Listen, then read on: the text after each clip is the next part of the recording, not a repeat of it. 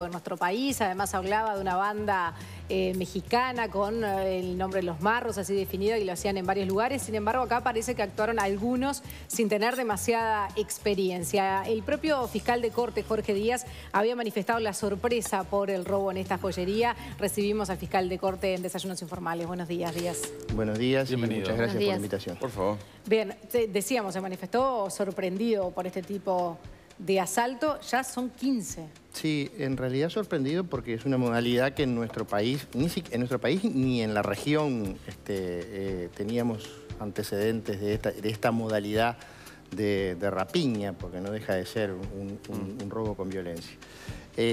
Sí sabíamos de hechos similares ocurridos en México, en Costa Rica, en otros países, pero no en Uruguay y no en la región. Para aclarar, porque hubo muchas versiones en los últimos días, estos 15 mexicanos que ahora ya están detenidos, se buscan 2 más, no tenían pedido de captura internacional, por eso es que ingresaron a Uruguay. Nosotros dijimos el día jueves, cuando nos preguntaron, que no teníamos forma de prevenir un hecho de estas características, en primer lugar, porque la modalidad delictiva utilizada no había sido usada nunca en el país ni en la región, y porque las personas, en un país donde ingresan 4 millones de turistas y en la zona del año donde ingresan, en la época del año donde ingresan más turistas, ninguno de estas personas tenía ningún tipo de requisitoria a nivel internacional, pese a lo que lamentablemente un diario capitalino publicó el día viernes, generando un grado de confusión importante.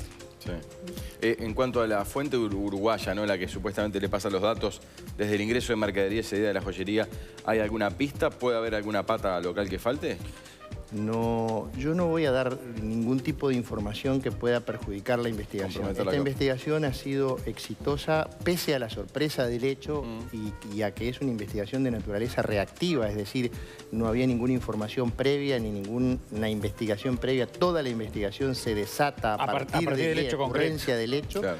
Esta investigación fue exitosa porque existió un trabajo de equipo entre la Fiscalía Departamental de Maldonado, encabezada por la doctora Sabrina Flores, y la Policía del Departamento de Maldonado, con las apoyaturas. El señor jefe de policía destacaba el otro día las apoyaturas de las divisiones nacionales y la Fiscalía General de la Nación estuvo apoyando directamente a la fiscal y a su equipo, porque la que aparece es la fiscal, pero acá hay un conjunto de fiscales adscriptos y de funcionarios administrativos que trabajan también en la investigación, de parte de nuestra, apoyándolos, y se hizo realmente lo que la normativa vigente exige, es decir, que haya un trabajo de investigación encabezado por un fiscal en este caso, y con el trabajo de la Policía Nacional en la fase material de la investigación como corresponde. Ese trabajo de equipo fue lo que permitió el éxito de la investigación. Fiscal, llama la atención la cantidad de gente que estaba involucrada en el delito, ¿no? Estamos hablando de 15 personas, mucha gente, pero también lo poco profesional que resultaron ser, ¿no? Porque... Yo creo que también mucha gente dice, perdón, Jorge, claro, son pocos profesionales porque lo agarraron, ¿no? Si no los agarraban pero eran más. Muchos no tenían ni idea de nada. De hecho, dicen que están algunos amenazados, que su familia... Bueno, luego de que los delincuentes son atrapados, siempre aparecen este tipo de excusas. Evidentemente, tanto la persona que está imputada como su defensa siempre procuran de alguna manera colocarse en la mejor posición. Yo creo que alguien que viene desde México a Uruguay y hace un viaje de estas características, porque aparte este golpe fue preparado también por ellos en los días previos, es decir, hay constancia de que ellos fueron a la joyería en los días previos, pasaron por la joyería, es decir, marcaron los horarios, los tiempos. Y tampoco es una cuestión que digamos que son unos pobres niños de pecho. Pero es raro que no sepan que había cámaras de videovigilancia, que esa camioneta no iba a soportar el peso de toda esa gente. Sí, yo creo que hubo la hora, el Conrad, en plena temporada. Bueno, pero todo eso fue lo que más nos sorprendió.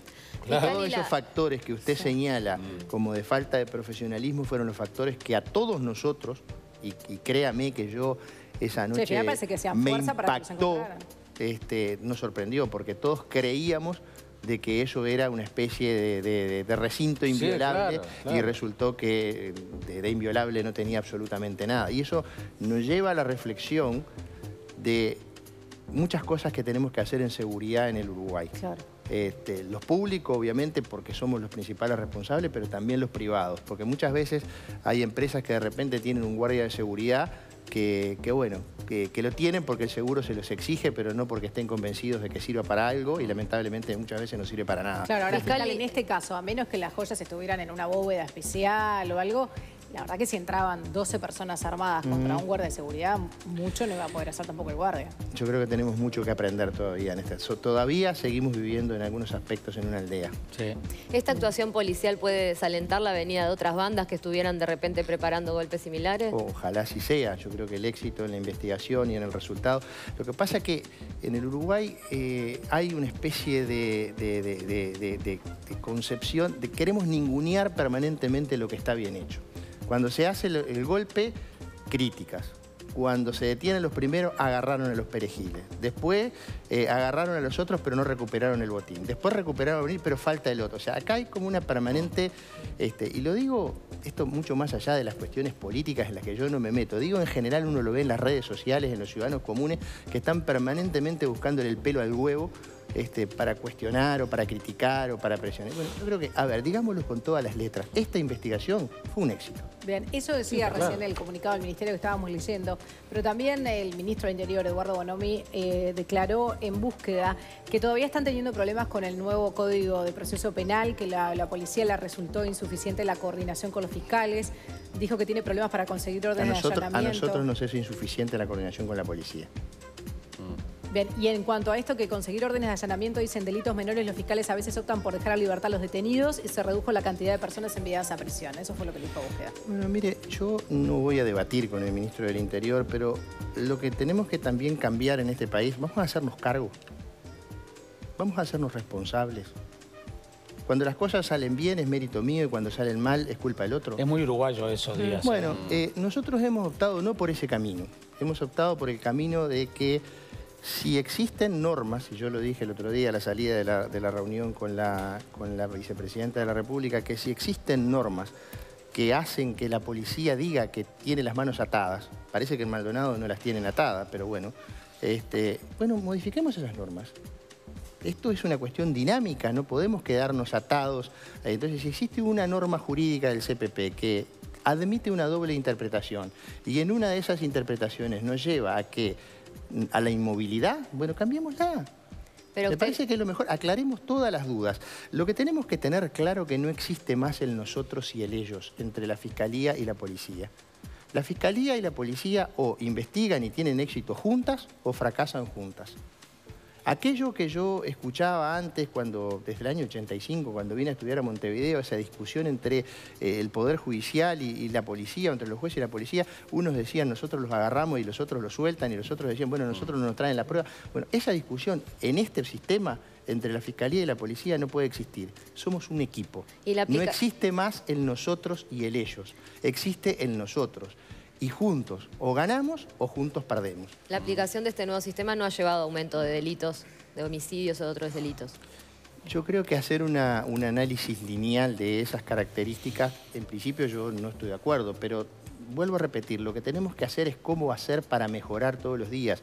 La Fiscalía modificó su organización interna de la distribución de las cargas de trabajo en Montevideo. Estamos teniendo reuniones en Maldonado, en Rocha, en 33, en Canelones, en Montevideo, de trabajo, de planificación.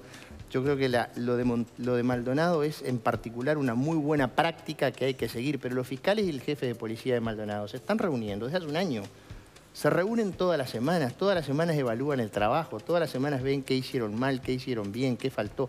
Ese es el camino. Bien. Fiscal, le cambio de tema. Hablábamos hoy más temprano sobre el femicidio en Fraile Muerto, de donde además es oriundo. En Facebook publicó un mensaje que creo que lo podemos compartir, que dice: tengo un nudo en la garganta, ocurrió en mi pueblo, en la calle 12, como la llama Hugo Rojas Olivera, porque está con SH, justo frente a la casa donde nací y me crié. Julia fue compañera de mi sobrino, conozco a toda su familia desde que era niño, sus padres, sus tíos, sus abuelos. Tengo un nudo en la garganta, pero eso no me impide decir que un nuevo feminicidio duele y que esto sigue teniendo nombre. Se llama patriarcado. Sí, el día viernes, cuando terminaba de seguir de cerca todo lo de Maldonado, parece que a veces la vida no quiere que uno respire, ¿no? Celebre o respire o festeje. Cuando nos llegó la noticia del homicidio de Julia, Para mí fue duro porque, primero porque toda muerte duele, la muerte de una mujer joven, un feminicidio duele. Y después porque ocurrió enfrente, bien enfrente a la casa donde yo nací, me crié y viví hasta los 15 años. Conozco la víctima, fue compañera de mi sobrino, conozco a sus padres, conozco a sus abuelos. Y entonces duele mucho más. ¿A qué se refería con patriarcado, Díaz?